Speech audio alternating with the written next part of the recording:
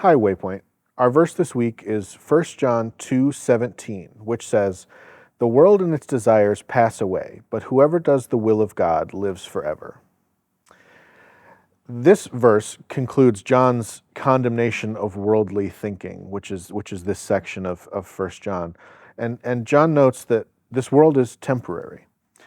The world is temporary for each person, since everyone dies, and the physical earth itself is also temporary, since God will make a new earth in the end, as we see in the book of Revelation.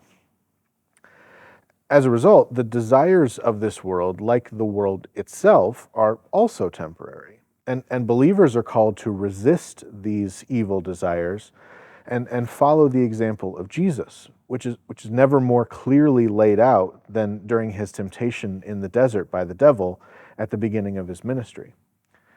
So, if we don't follow the desires of the world, what should we be following? The world and its desires pass away, but whoever does the will of God lives forever. This verse is the only place in this book where the Apostle John mentions the will of God. However, this phrase has a lot of uses in other parts of the New Testament. Jesus himself in Mark 3:35 states, "For whoever does the will of God, he is my brother and sister and mother." Romans 8:27 notes, "The Spirit intercedes for the saints according to the will of God." And Romans 12:2 adds, "Be transformed by the renewal of your mind, that by testing you may discern what is the will of God." Doing God's will and desire is supposed to be one of our main goals as believers. But simply doing God's will cannot save us, of course. No good works can overcome our sin. Ephesians 2:8-9 say, "For it is by grace that you have been saved, through faith, and this not of yourselves, it is the gift of God, not by works, so that no one can boast."